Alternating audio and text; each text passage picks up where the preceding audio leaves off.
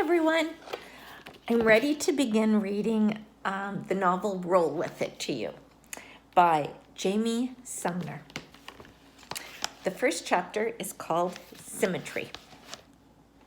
It's kind of hard to watch the Great British Bake Off over plates of Stolfer's lasagna, especially since it's been in the freezer a while.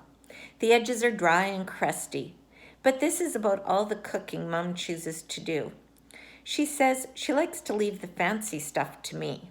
Really, though, she just doesn't have the energy to think about fixing anything that doesn't come with directions on the box.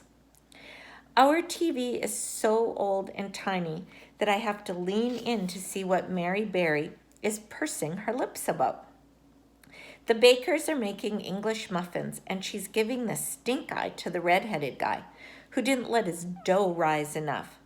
If I were on the show, Mary wouldn't have to tell me how long those muffins need to rise. Any fool with a Betty Crocker cookbook or Google knows to let it double. I pick at a shriveled string of cheese on my plate and imagine what I'd say if I could send her a note across the ocean. Dear Ms. Berry, as an aspiring baker over here in Tennessee, I'd like to tell you how much I love every single one of your recipes, but especially your cappuccino coffee cake. I made it once for my mom, and she said both coffee and cake would never be the same again. I think she meant that in a good way. Also, would you mind sharing your secret to a good scone? Because down here, all we've got are buttermilk biscuits. Mom's phone rings, and now I'm left wishing I had enough sugar to try another batch of scones. The only ones I ever made came out so hard you had to dunk them in milk to take a bite. Mom hits pause right as Mary is about to call out the top 3 English muffins. I already know which one will win. It's all about symmetry. They have to look exactly the same. Mom sets her food on the coffee table. She's barely touched it, but she picks up the phone and walks into the hallway. She says, hello, like the conversation has already run an hour long.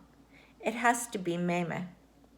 I saw off another bite of lasagna with my knife and review what I'm going to say if the phone rings again and it's about what went down at school today. But there's not a single scenario where I don't get grounded. Growing up trumps kid like paper beats rock. Mom leans back in from the hallway and mouths, chew, chew, chew, like I'm 5 and still in feeding therapy. I point at the phone. Talk to your mother. Depending on how Grandpa's been doing lately, this could either be a really quick conversation or a really long one. I take my chances and hit play. I'm right about the muffins. When Mom still hasn't come in by the credits, I push back from the table and roll into the hallway. She's sitting on the floor with her legs stuck out and the phone in her lap. How bad was it? He locked your grandmother out of the house and called 911 to report a burglary. Whoa! Yes. Did the cops show up?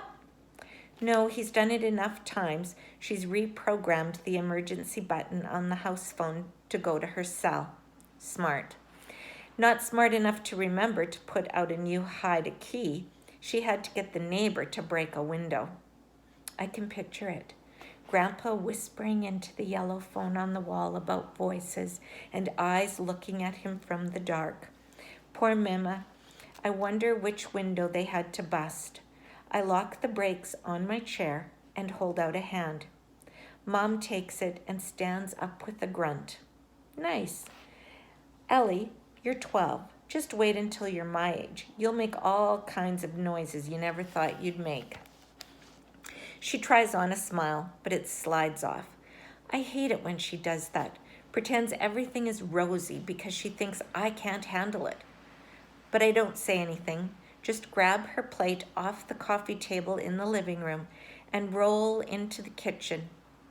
I don't know the last time Mom ate a meal all the way through. I pop her lasagna into the microwave. If it's not Mema on the line, it's Lorne, my aide, calling to tattle on me, which I check the clock. Might still happen tonight with my luck. I'm not a bad kid. Really, I'm not. It's just that anybody who sees a girl in a wheelchair thinks she's going to be sunshine and cuddles.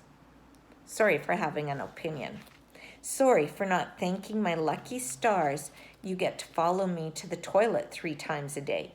And sorry for not loving the fact that someone else has to carry my tray to the table at lunch and that I have to wait at the back of the bus, coughing in a cloud of exhaust while the wheelchair lift goes down as slow as Christmas. I'm sorry for needing a little space. But mostly, I'm sorry I let the whole being stuck in a wheelchair thing get to me today. I wish I could have brushed it off like usual. Then I wouldn't be in this mess. Mom wanders in from the hallway and slumps down at the kitchen table. The microwave beeps and I plop the lasagna in front of her. It slides across the plate like a wet sock. Probably tastes like one too by now. She's rubbing her fingertips in a slow circle on the side of her head. I wish she would stop doing that. It makes me worry she's going to go bald. I push the plate forward with one finger until it's about to topple off into her lap. She picks up a fork. Chew, chew, chew, I say, and roll into my bedroom to finish my algebra. So we will stop there, and I will be putting more of our reading of our novel online, and I hope you guys are going to enjoy this novel with me.